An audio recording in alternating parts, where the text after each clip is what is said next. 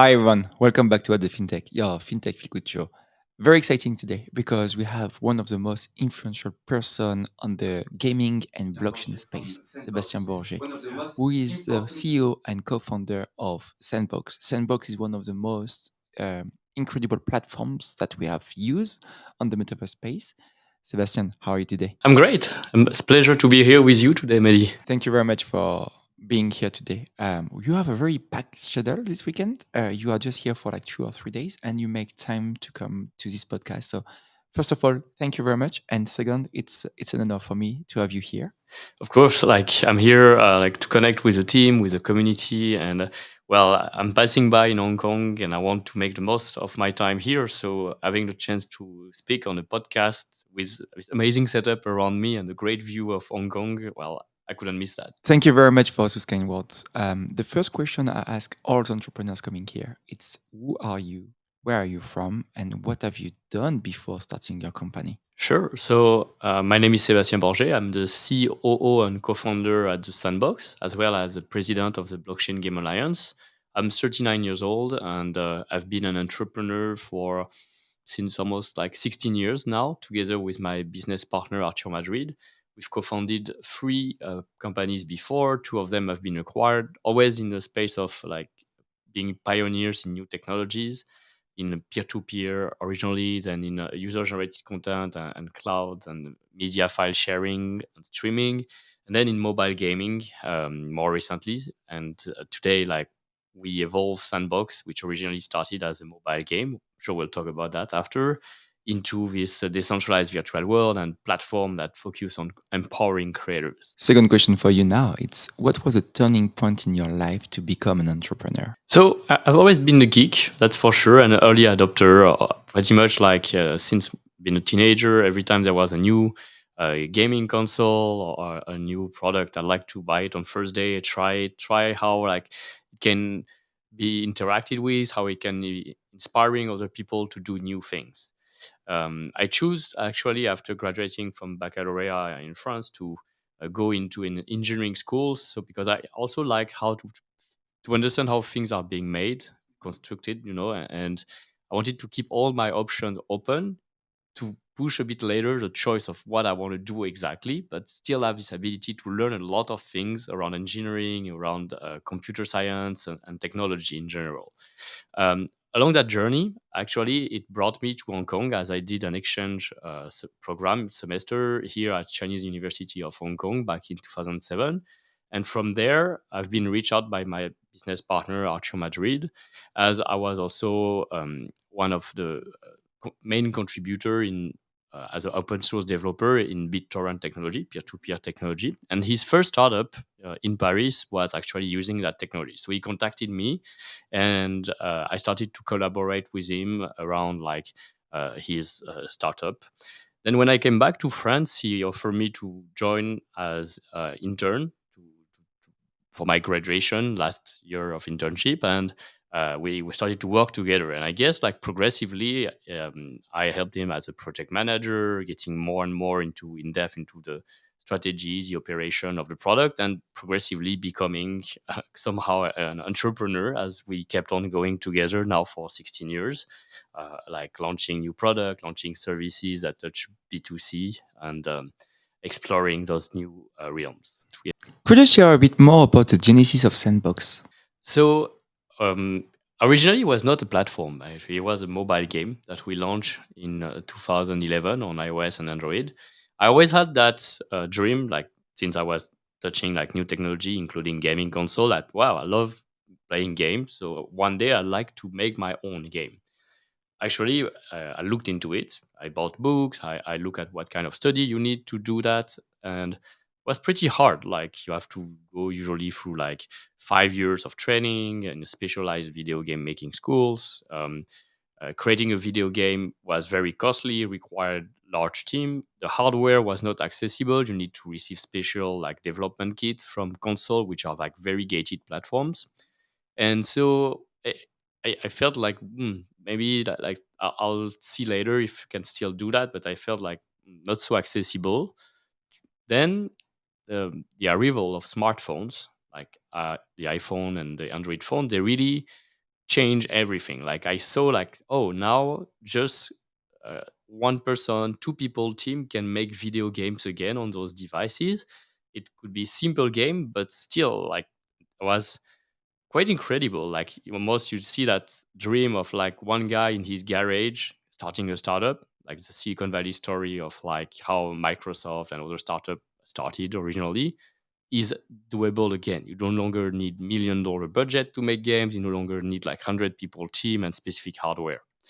So I say, oh, it's the right moment. Like we have to do it right now. Like so, let's. That's what we did. Actually, we looked and we funded our mobile game studio in 2011. We found a game that we were quite interested called the Sandbox originally on Congregate. So it was a Flash game, an old technology in a browser that people used to make like basic games, and it didn't really look at the mobile game that we launched. It was just like a physics simulator where people could play with the periodic table of elements, combine those. So putting a water and putting fire on the water, it would turn into steam, and you would just see one pixel, white pixel, go up the screen like simulating steam. I say it's still cool, but it's not a game. So we thought like, how do we optimize that for smartphone? And touchscreen was really one of the exciting feature. And we found like, wow, if just by the touch of your finger you could play with those elements and do other things, maybe that could form a game. And so we improved the graphic, we used a touchscreen, we added more and more element over time, and that became right from the start. People loved, they enjoyed this idea, the magic of creating just by the touch of your finger and sharing those creation with other users who can try them. It grew into a large success. We had 40 million installs over 8 years, and 70 million creation made by those players. Still, over time, I got connected very closely to some of the users who were sharing and doing those creation. I saw them; they were leaving the game after a few months, few years. They were moving on to other things, and the recognition, the fame, the recognition that we gave them by featuring their profile, featuring their creation in that gallery wasn't enough. Like they were looking, since they contributed to the content of our game, they thought that if we as a company make a revenue, maybe they should receive a portion of it. And I wanted to do that, but I had literally no way to do that, like at scale. Like when you're an editor of a game on iOS and Android, you cannot send a portion of your revenue to your user. You have to find the user, contact them by email, and then make them sign a contract to agree on a revenue share that you pay them at 30 days, 60 days, maybe worse. It's very manual work, not scalable. Until one day in 2017, again, I started exploring around blockchain technology, Bitcoin, the mining, the protocol, and I found the first blockchain game, CryptoKitties. I immediately started to analyze, benchmark, deconstruct that game, and I saw this game basically was nothing special. Like you just breed virtual cats and you get new cats, and the more you breed, the better they get become. But there were two exciting things behind that we saw as very interesting features. One is like the virtual cats, you actually didn't buy them from the developer, you buy them from other players. That was totally new. And you didn't buy them in the game, you actually bought them on an external marketplace with a currency that is not the one of the game, but was ETH at the time. And so we say, wow, that's actually the solution to our problem. Like instead of selling virtual cats, why don't we just allow people to sell their creation, the one they made in Sandbox, if that use that technology? And that really led us to rethink, like we need to rebuild Sandbox this time as a platform with creation tool, with a marketplace, with a map, with a social feature, multiplayer feature, a no-code game maker, and a token that will act as a main utility token of this platform. That's what we did in 2018. And along the way, we spent the last 5 years building this platform, launching the different tools and platform, and growing. We also been acquired by Animoca Brands in 2018. For Animoca Brand is a large gaming company based here in Hong Kong that also was one of the first to jump into blockchain. We got acquainted because they published CryptoKitties in China, and we were really aligned on that vision that blockchain could actually transform gaming by enabling this true digital ownership of creator and players of their game assets. And we raised fund along the way. In 2019, we raised $4.5 million with Square Enix, True Global Venture, Hash. Then in 2021, we raised $93 million with SoftBank and other major investor, LG, Samsung Next, etc. And we've grown Sandbox through time with many partnerships that have been announced through the popularity of our land sale that sold out and involved many brands. Having more than 4.6 million users who created a wallet. So we onboarded a lot of users into Web3 and creating for the first time their wallet.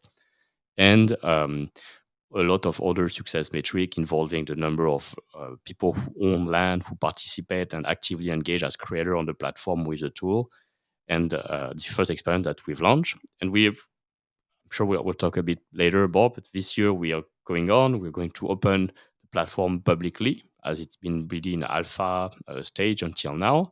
So any of those landowners will be able to publish directly on their land, open their experience to the public. So growing their community, starting to engage them, to monetize them eventually. So really kicking off the full open metaverse vision that we started 5 years ago.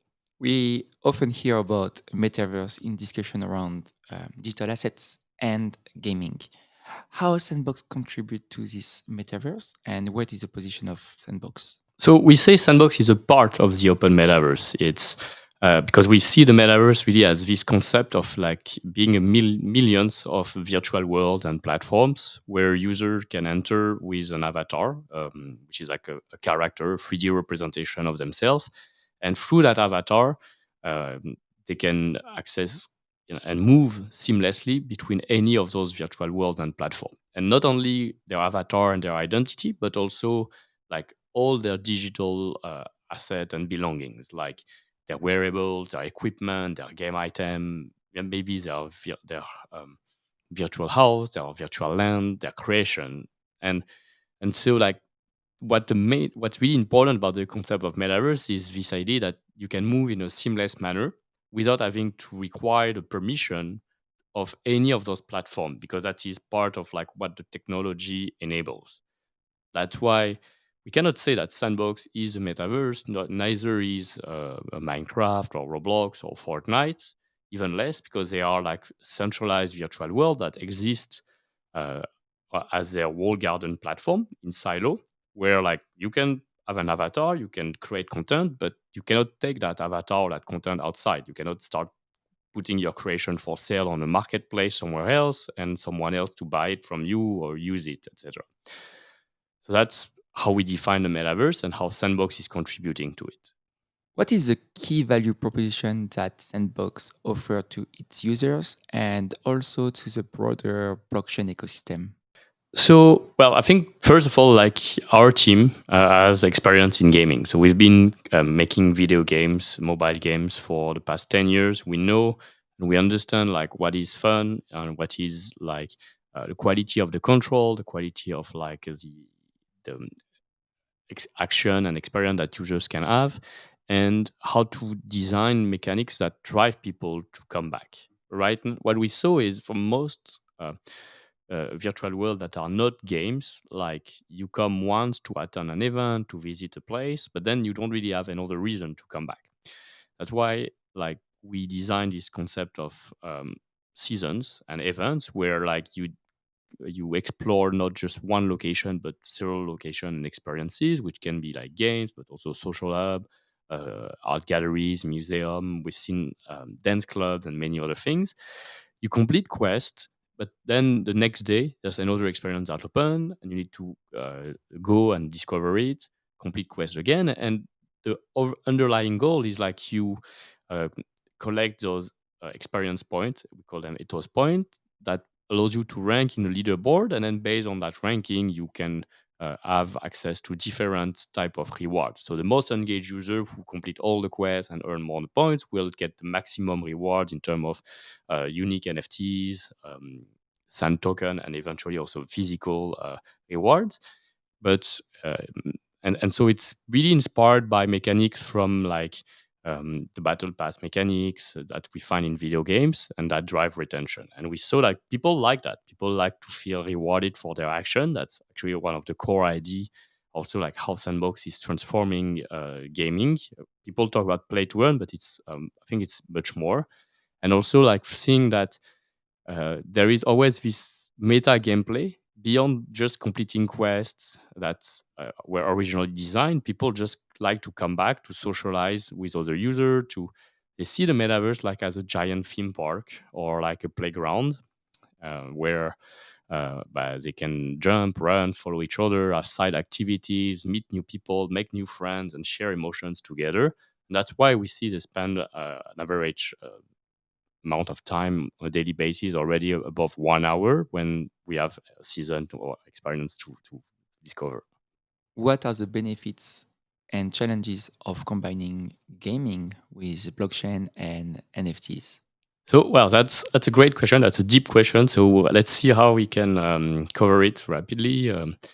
First thing is, I like to say that Sandbox is much more than just gaming. Actually, we are defining a new format of entertainment that if you're a gamer, pure gamer, like you will probably not like Sandbox because it's still lacking a lot of the feature that you've seen before in video games. If you're not a gamer, or if you've never played, actually you will like it a lot because it's very social and it's light gameplay applied to. So you don't need to be very familiar with a lot of concepts, or you do not to need to engage too much as well to progress and loot and reward, etc. Also, it's very social by design, and so we feel like having this opportunity, this chance to uh, design experience that you will not find on other platform, to bring new audiences, because like we bring all those different brands on the platform and we make it that they can interact with the fan of those brands, can interact in ways that they've never seen before with their favorite artist, their favorite brand. They can even take the content and uh, make their own experiences with it, remix it as they want. That's also quite unique. You never see anywhere else like so many different characters and brands that can get come together, mashing up like in Sandbox. We like to think it's almost like a modern version of Disneyland park, theme park, but not just with only Disney character, like with just any brand that we're familiar. And that include also now brands coming from Web3 community and projects, and also new character and brand design in Sandbox from the ground up. That's one thing I think it's quite interesting. By bringing new agencies, by making a no-code game maker, so new creators that design new type of gameplay, and this very new format of entertainment, Sandbox is quite a different as an experience, and people tend to like it. So that's something great.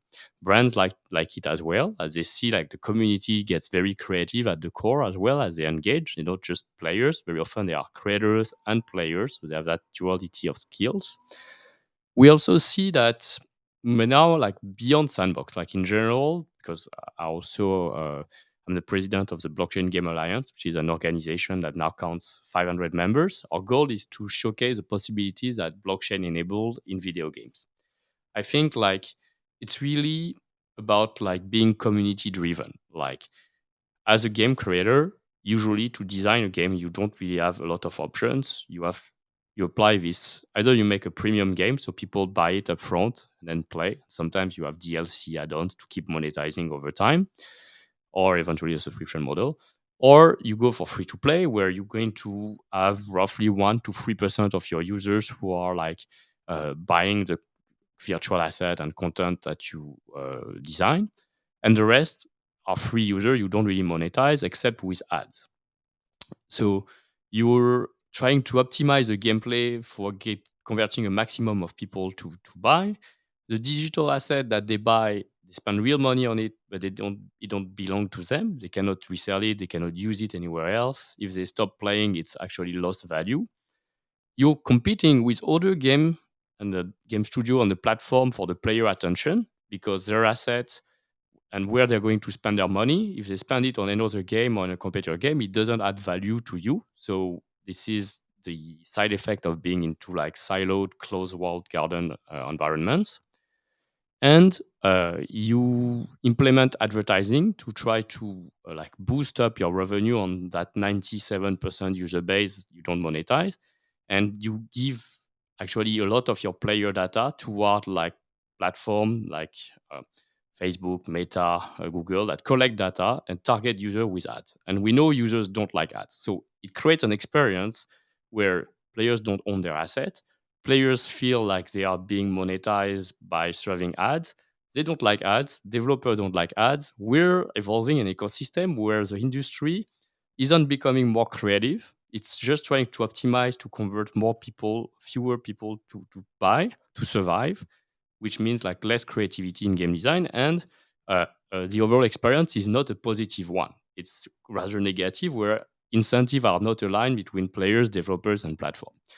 Blockchain and NFTs as a technology, actually, it's here to change that paradigm and to realign the relationship between players, developers, and platform, where players are contributing to the value of the game. So they receive more value through their digital asset that they own. Creators are using NFT and involving the community to design those games. So it speaks to the player and it aligns with the incentive of players. And the platform are sharing more value as well as they contribute to the distribution, etc. I think that's really at the core level of like how it's changing and now how it's being implemented. We're still quite early on, so we've seen some iteration with game like Axie Infinity, for example, but there's many others now, Cross the Age, Dogami, Gods Unchained, for example, where we've seen the importance of the community. We've seen how players can participate as stakeholders and how their fact that they engage and keep or sell their asset has an influence on the overall economy of those games.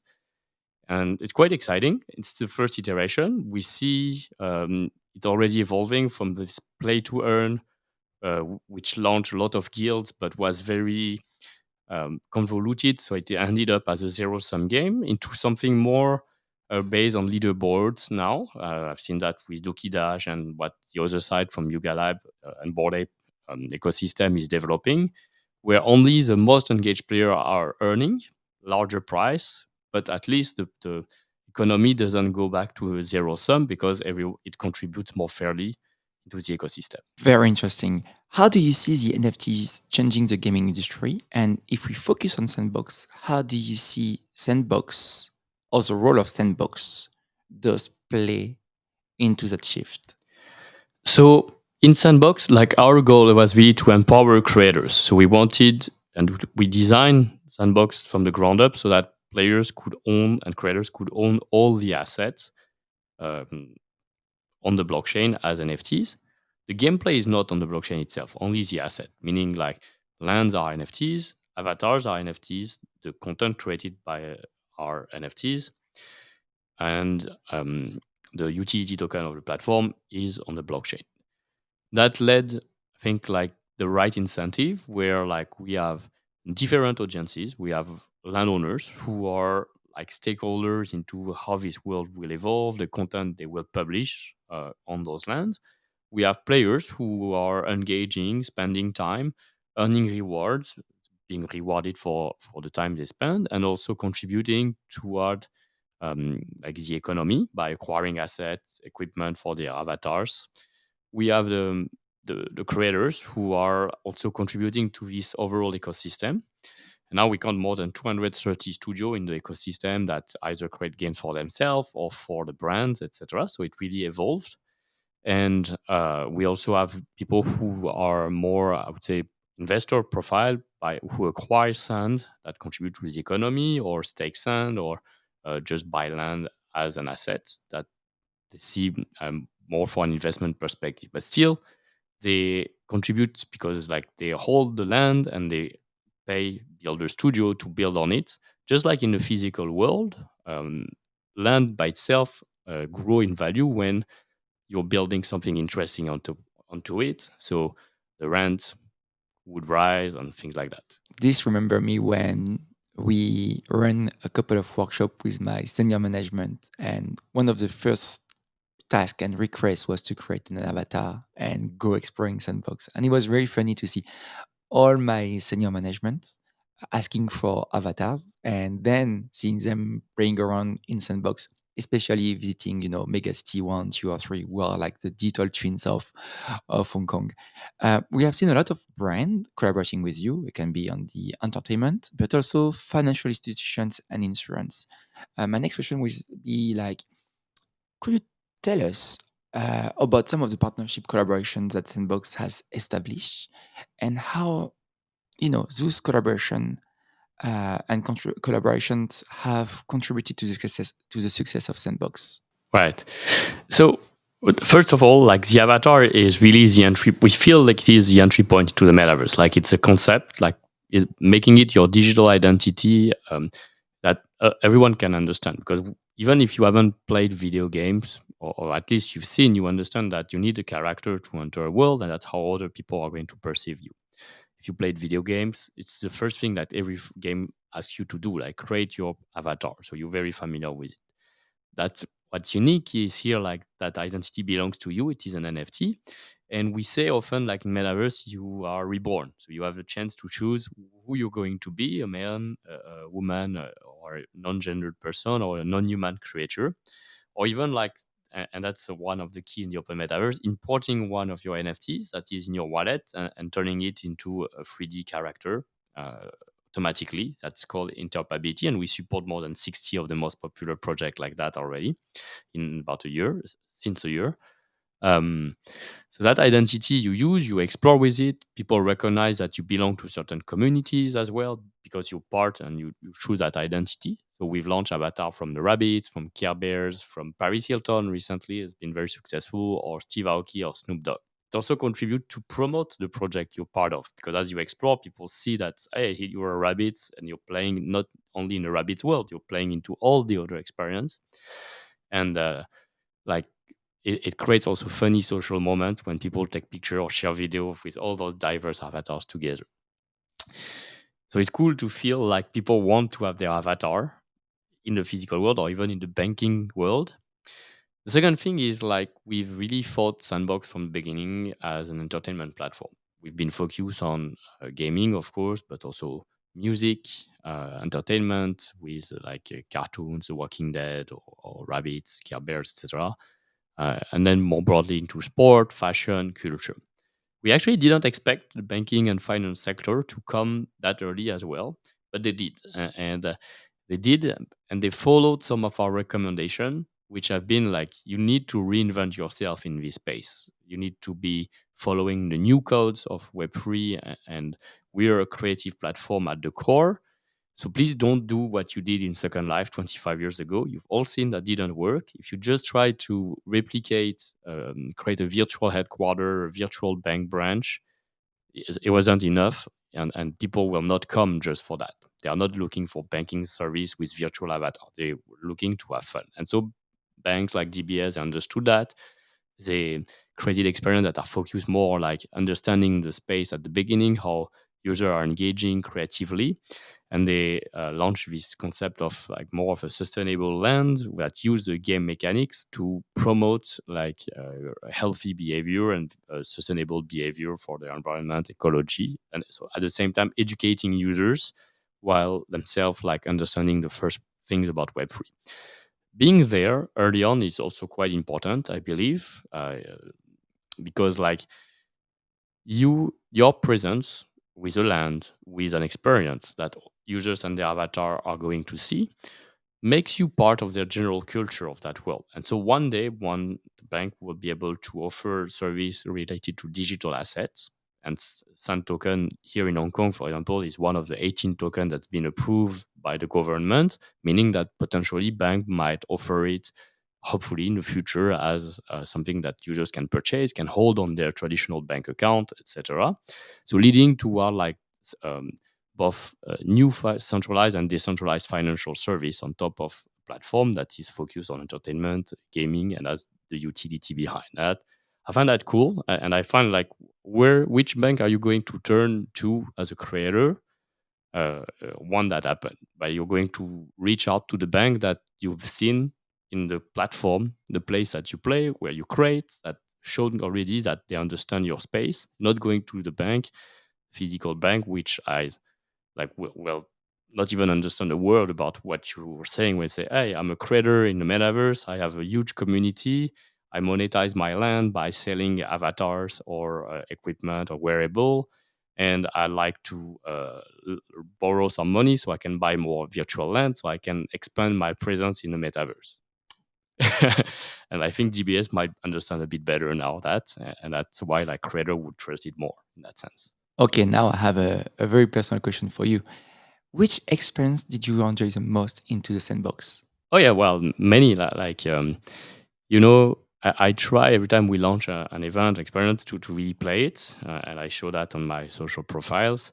I really like not only the famous brand and artists around music, so like Steve Aoki Land, Warner Music Land, or Dead Marlon, but also like smaller creators who tend to be also very creative, include a lot of Easter eggs.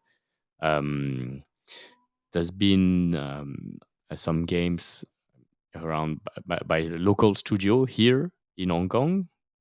And that was one thing you mentioned. Like, I love to see in Hong Kong that there's already 6 or 7 local studio and 20 around Greater China that built the experiences for some of the banks here, like the HSBC. We were talking about the South China Morning Post when we were referring to the Hong Kong Central Ferry Pier. That are some of the fun experience that I enjoy playing. And I think like right now those experience, and I'm thinking again about Mongkok, like Little Mongkok. There's been um, Kowloon Walden Garden, Kowloon City, if I remember correctly, or the McDowell experience, which is like a very popular character from here, are just some of the example that right now they are not too known, but I hope that once we open publishing, we will publish those experience again on the map so people can discover all those references I've been mentioning. So we just explore collaboration with big brands and financial institutions. But if we want to focus a bit more on the company sandbox, you're also doing some cool collaboration, for example, with Ledger and more recently with Forecast Labs.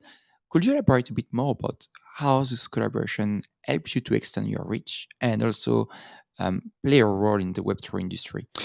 So I really see like the Web3 ecosystem, NFT ecosystem as like the growing by network effect. So when we do those partnership, it's actually always beneficial for the both partner by educating, onboarding new users, bringing more trust. And our goal is like how do we establish more trust around like both users and uh, brands and bigger institutions, including public, sometimes government and public institutions, about what we are doing. Typically, with Ledger, we've done many activation partnership to officially protect users on how they can hold their digital assets by offering like a collector physical ledger wallet to users top creators on the platform. Actually, I think I saw one. If I can here, yes. So you were proud landowner, so you have actually won one when you came to one of our events here in Hong Kong.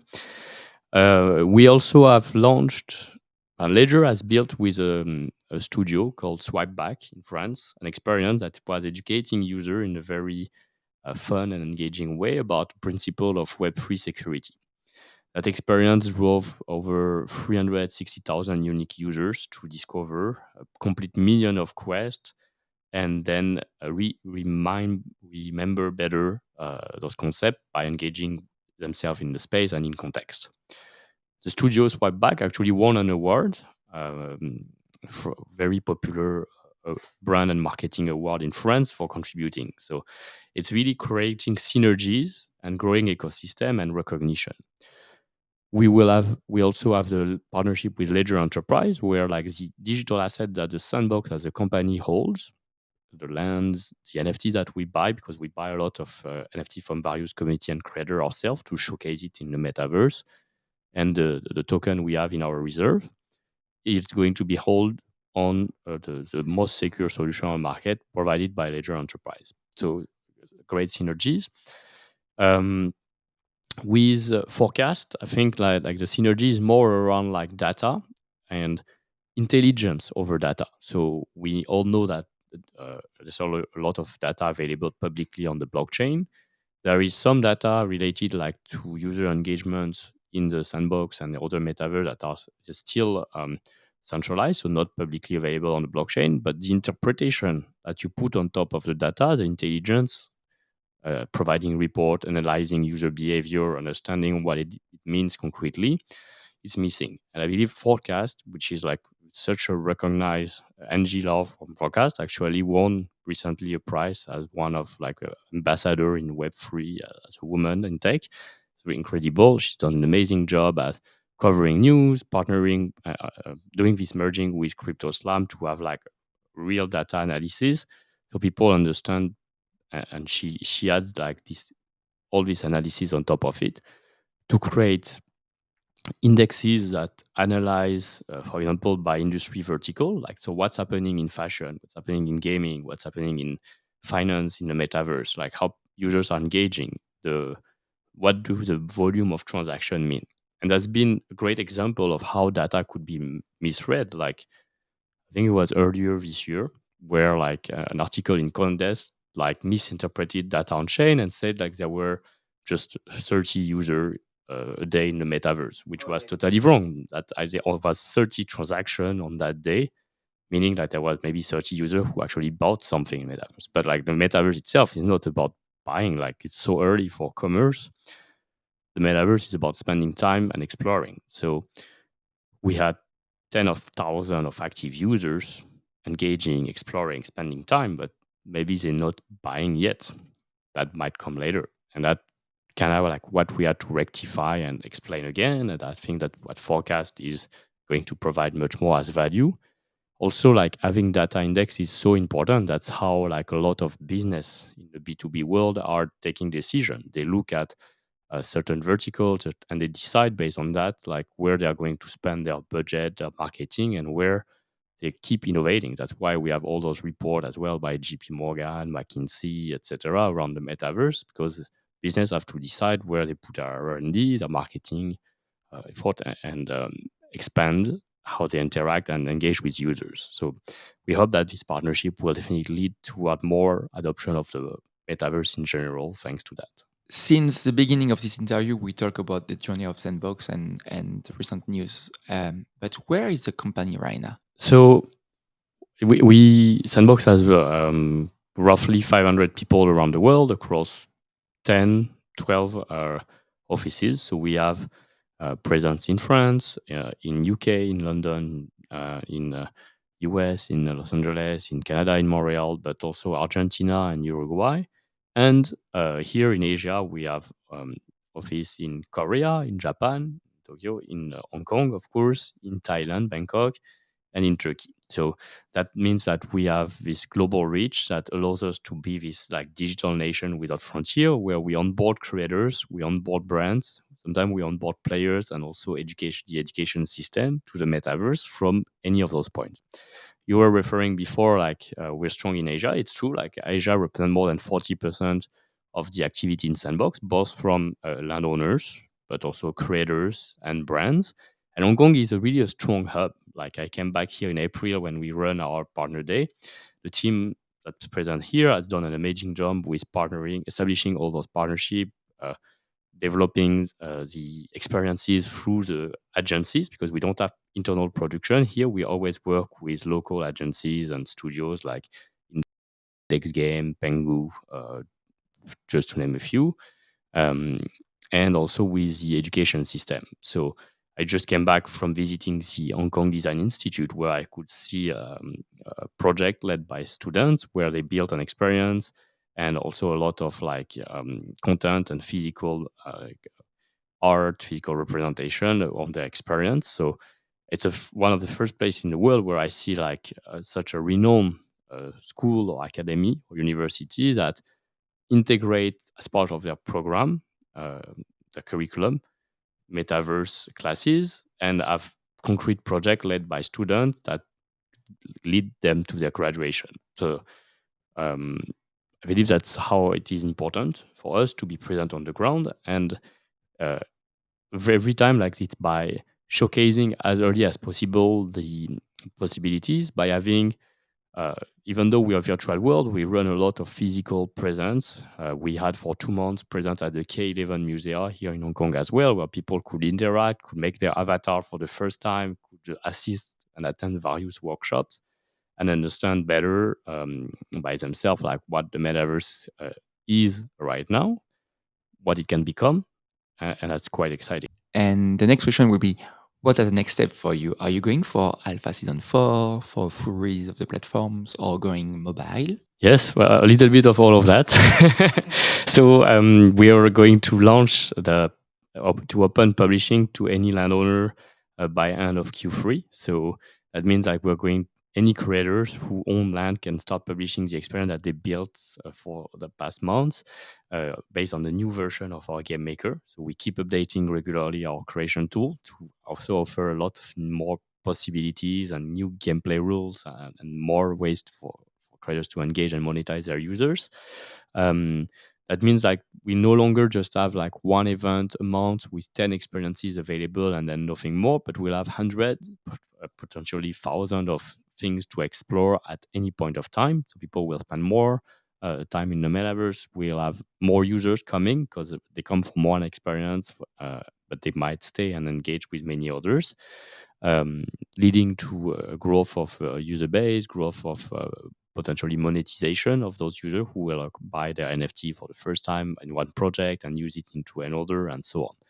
That's quite exciting. We're also preparing for mobile to come next year. So we're advancing on like making Sandbox playable on mobile device, so you can access and join your friends from anywhere.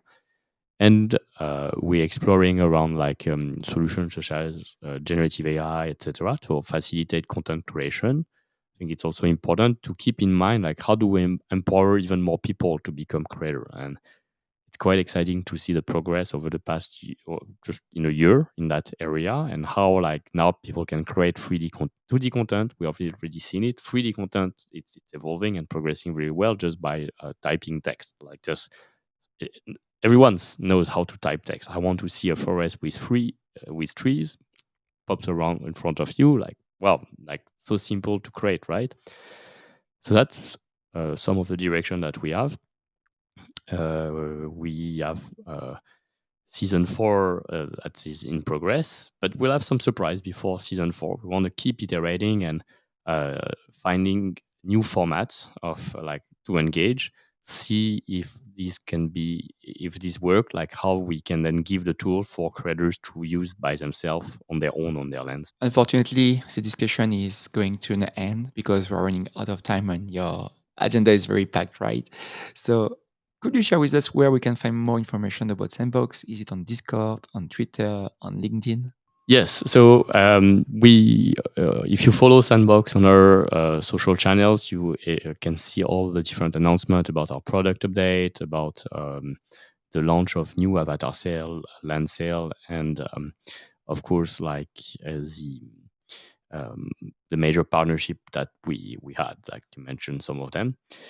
Um, the website will provide also all the information for you to get started, create your avatar, download Game Maker. No purchase of any NFT is required. You don't need to own a land to start creating. You don't need to own an avatar to start playing. So we always, and we don't even need now to own a wallet to start engaging. Like we try to simplify every single step here to keep onboarding more users into the space. Thank you very much, Sebastian. It was a great pleasure for me to have you here today. Thanks again for making a time in your agenda for being here, and I really enjoyed this interview. So thank you very much for coming today. Well, it's been a pleasure. Thank you, Medhy, and see you in the metaverse.